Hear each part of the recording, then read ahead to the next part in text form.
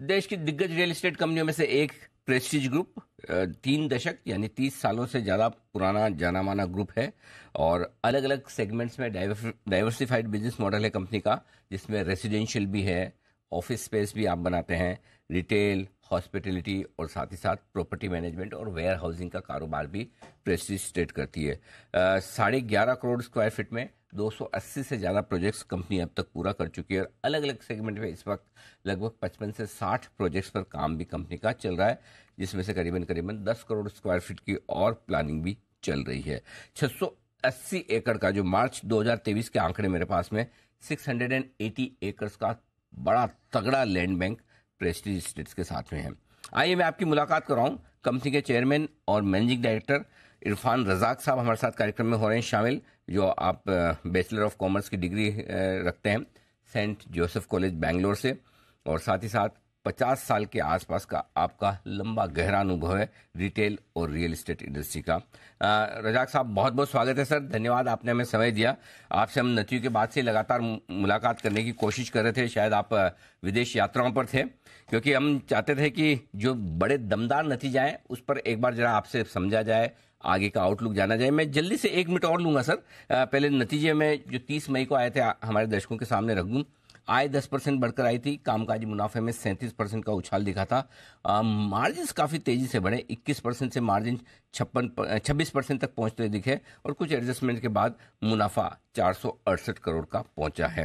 रजाक साहब बताएं सर, सबसे पहले तो किस तरह की रही पूरी तिमाही और पूरा साल जो मार्च में खत्म हुआ है? नमस्कार Anil ji, good morning. Morning sir.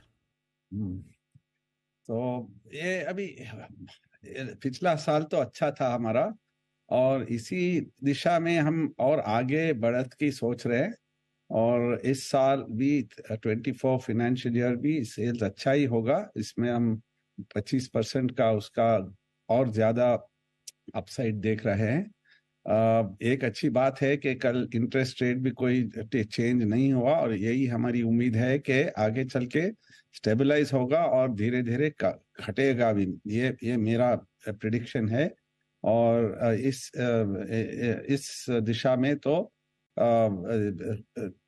Home buying और चलती जाएगी, और अगरचे कॉन्फिडेंस आ गया होम बायर को कि इंटरेस्ट रेट नहीं बढ़ेगा, तो वो कमिट करते जाएंगे, और उनकी जो जरूरत है, जो घर मकान खरीदना है खुद के लिए, वो मकान तो बिकते जाएगा। बिल्कुल।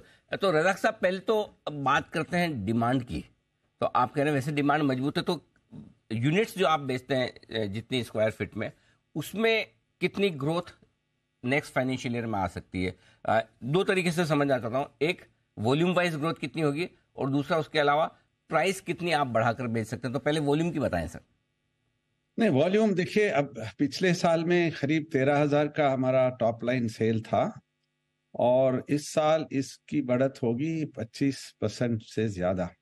25% तो होना ही चाहिए 13,000 के ऊपर। तो ये हमारा कॉन्फिडेंस है, और हमारा प्लानिंग भी है, और मेरी उम्मीद है कि सारी टीम कोशिश करेगी और अच्छी तरह से काम करेगी और ये टारगेट को पूरी करेगी।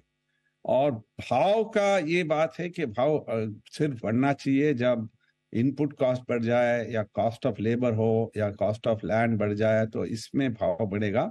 मुझे कोई ऐसी ये नहीं कि भाव एकदम सिर्फ बढ़ाने के लिए बढ़ाएं, क्योंकि हमारा प्रोडक्ट, हमारे कभी भी एक उम्मीद होती है और कभी एक फोकस होता है कि जरूरत से ज्यादा भाव ना ही बढ़े, क्योंकि जब अफोर्डेबिलिटी बैरियर क्रॉस कर जाएगा तो फिर वो सॉफ्टनेस आ जाएगा बाजार में।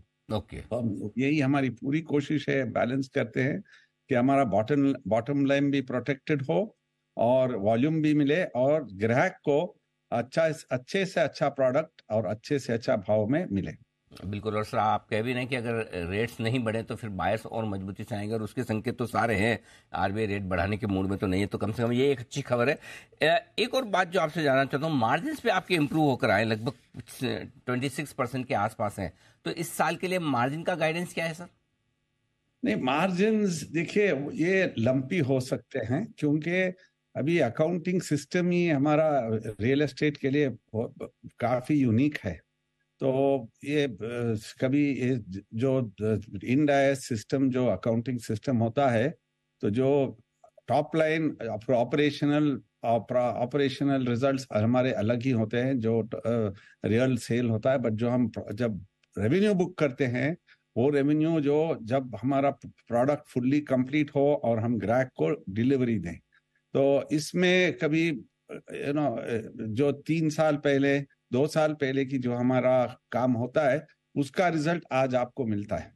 तो इसमें मार्जिन हम कोशिश करते हैं कि जो है उसको ही रिटेन करते जाए, और कभी कभी ऊंच भी हो सकती है मार्जिन, कभी नीच भी हो सकती है, बट एक एक स्टेडी मार्जिन रखने की कोशिश है हमारी। प्लस जो हमारी कंपनी में देखो, आपने ही कहा शुरू में इंट्रोडक्शन में कि सिर्फ रेसिडेंशियल सेल्स ही नहीं है, हमारे पास हॉस्पिटैलिटी भी है, ऑफिस है, कमर्शियल ये मॉल्स हैं। तो इसमें अगरचे रेवेन्यू भी चेंज हो सकता है, क्योंकि अभी आज हॉस्पिटैलिटी सेक्टर बूम में है, ट्रेडिंग अच्छी हो रही है पोस्ट कोविड, और रिटेल आल्सो सेम थिंग। अब रिटेल में भी जो कंज्यूमर स्पेंडिंग अच्छी तरह से हो रहा है, तो इसमें रेवेन्यू बढ़ता है तो बॉटम लाइन भी अच्छा हो जाता है, और कभी कभी ये बदल भी सकता है।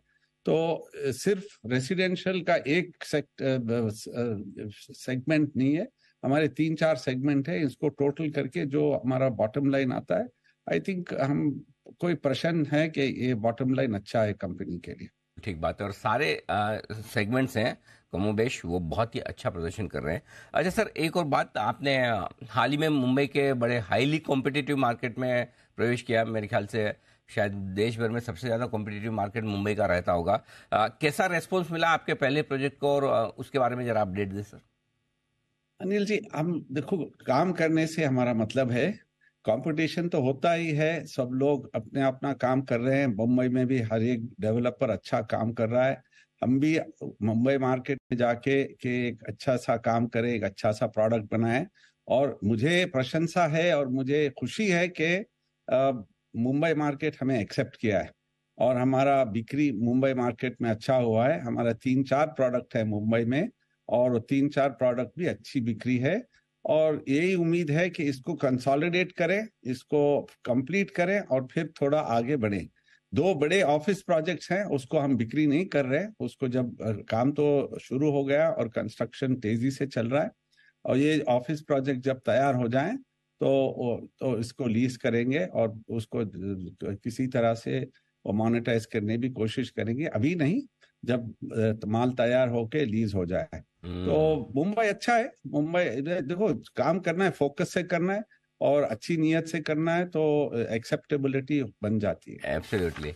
अच्छा सर, ये बताएं फिर आखिर में कि ये नए फाइनेंशियल ईयर में ज्यादा ग्रोथ आप किन किन सेगमेंट से आते हुए देख रहे हैं अपने बिजनेस में, और फिर भी अगर बता सकें। बैंगलोर तो आपका मतलब फोर्ट है एक तरह से, मैं कह सकता हूँ। बैंगलोर में तो कहीं से भी आप निकले हर जगह प्रेस्टीज दिखेगा या फिर शोभा दिखेगा, 2 से तीसरा कुछ दिखता नहीं है हमें। लेकिन उस कहाँ से आपका फोकस है ज्योग्राफी के लिहाज से भी और अलग अलग सेगमेंट्स के लिहाज से? नहीं, जोग्राफिकली जो भी मेट्रो सिटीज हैं, बैंगलोर है, चेन्नई, मुंबई, हैदराबाद ये अच्छा मार्केट है। हैदराबाद में इंफ्रास्ट्रक्चर भी अच्छा बन रहा है, और हैदराबाद मार्केट मेरे हिसाब से तो आगे बढ़ के और स्ट्रांग होगा। और एनसीआर एक मार्केट है जिसमें हम धंधा करने की कोशिश की है, अभी हमें सक्सेस नहीं मिला, क्योंकि वो हमारा एक अप्रूवल पेंडिंग पड़ा है। जब अप्रूवल आ जाएगा तो एनसीआर में भी हमारा हाउसिंग का काम शुरू होगा। अलबत्ता हमने एक बड़ा, सबसे देश का बड़ा होटल बना रहे हैं एरो सिटी में, वो 700 रूम का होटल है, मैरियट मार्किस एंड ये सेंट रीजस, और एक 6 लाख स्क्वायर फीट उसके साथ ऑफिस जुड़ा हुआ है। ये प्रोजेक्ट 2025 में तैयार हो जाएगा। तो ये और बड़ा कॉन्फ्रेंसिंग सेंटर भारत का एकदम एक सबसे बड़ा कॉन्फ्रेंसिंग सेंटर भी बन रहा है उधर। तो क्योंकि कैपिटल सिटी है, ये अच्छी तरह से ट्रेडिंग होगी उधर। तो हर सेगमेंट वाइज रेसिडेंशियल तो अभी अच्छा ट्रेडिंग हो रहा है, इसके साथ रिटेल अच्छा चल रहा है, हॉस्पिटैलिटी का ऑक्यूपेंसी रेट्स अच्छे हैं, लोग सेलिब्रेशंस कर रहे हैं, शादी और कॉन्फ्रेंसेस भी हो रहे हैं, तो हॉस्पिटैलिटी बिजनेस भी अच्छी तरह से हो रहा है। कमर्शियल ऑफिस अभी थोड़ा पिकअप होने का है, ऑक्यूपेंसी और वैकेंसी लेवल्स थोड़े हैं अभी। इसको वैकेंसी लेवल्स को हम कोशिश करके उसको फिलअप करना है। और अब डिमांड तो आ रहा है और डिमांड आएगा भी, क्योंकि हमारे देश में तो जो भी धंधा जिधर भी प्रॉब्लम होता है अब इंडिया का फायदा होता है। और मेरे हिसाब से भारत में ये अच्छे से अच्छा पिकअप होगा और हम अच्छे से अच्छा काम करेंगे। इधर ऑफिस थोड़ा सा as of now vacancy level ज्यादा है। Okay, perfect sir. बहुत बहुत धन्यवाद सर आपका, आपने हमें समय दिया और प्रेस्टीज के सारे प्लान्स के बारे में और अगले साल के लिए एक मजबूत आउटलुक अपने इन्वेस्टर्स के सामने आपने रखा है। Thank you so much Irfan Razak sir, thank you sir. धन्यवाद Anil ji, thank you so much. धन्यवाद।